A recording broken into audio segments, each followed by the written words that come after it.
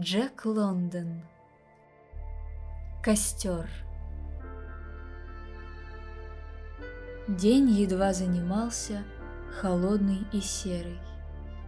Очень холодный и серый, когда человек свернул с тропы, проложенной по замерзшему Юкону, и стал подыматься на высокий берег, где едва заметная тропинка вела на восток сквозь густой ельник. Подъем был крутой, и, взобравшись наверх, он остановился перевести дух, а чтобы скрыть от самого себя эту слабость, деловито посмотрел на часы. Стрелки показывали 9, солнца не было, ни намека на солнце в безоблачном небе, и поэтому, хотя день выдался ясный, все кругом казалось подернутым неуловимой дымкой, словно прозрачная мгла затемнила дневной свет. Но человека это не тревожило. Он привык к отсутствию солнца. Оно давно уже не показывалось, и человек знал, что пройдет еще несколько дней, прежде чем лучезарный диск на своем пути к югу подымется над горизонтом и мгновенно скроется из глаз. Человек посмотрел через плечо в ту сторону, откуда пришел. Юкон, раскинувшись на милю в ширину, лежал под 3-футовым слоем льда, а лед был прикрыт такой же толстой пеленой снега. Девственно-белый покров ложился волнистыми складками в местах ледяных заторов. К югу и к северу, насколько хватал глаз, была сплошная белизна, только очень тонкая темная линия, обогнув поросший ельником остров, извиваясь, уходила на юг, и также извиваясь, уходила на север, где исчезала за другим поросшим ельником островом. Это была тропа, снежная тропа, проложенная по Юкону, которая тянулась на 500 миль к югу до Чилкутского перевала, Дайи и Соленой воды, и на 70 миль к северу до Доусона, и еще на 1000 миль дальше до Нулата и до Сент-Майкла на Беринговом море.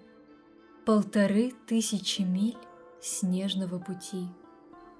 Но все это, таинственная, уходящая в бесконечную даль снежная тропа, чистое небо без солнца, трескучий мороз, необычайный и зловещий колорит пейзажа не пугало человека.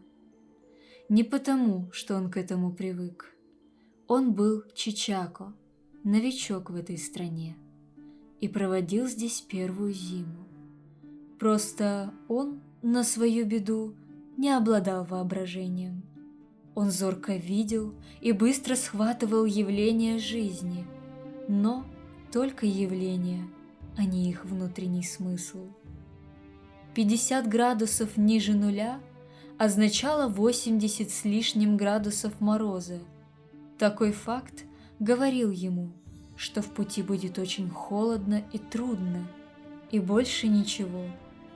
Он не задумывался ни над своей уязвимостью, ни над уязвимостью человека вообще, способного жить только в узких температурных границах, и не пускался в догадки о возможном бессмертии или о месте человека во Вселенной.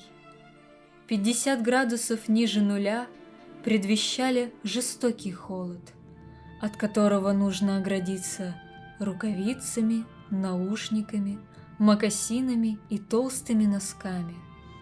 50 градусов ниже нуля были для него просто 50 градусов ниже нуля.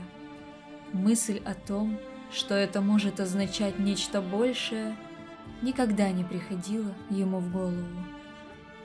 Повернувшись лицом к тропинке, он задумчиво сплюнул длинным плевком. Раздался резкий внезапный треск, удививший его. Он еще раз сплюнул, и опять Еще в воздухе, раньше, чем упасть на снег, слюна затрещала.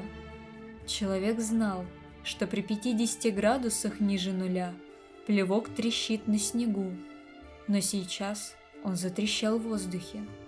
Значит, мороз стал еще сильнее.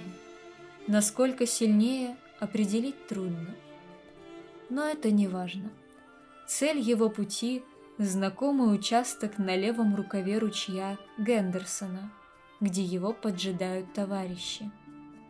Они пришли туда с берегов Индейской реки, а он пошел в обход, чтобы посмотреть, можно ли будет весной переправить сплавной лес с островов на Юконе.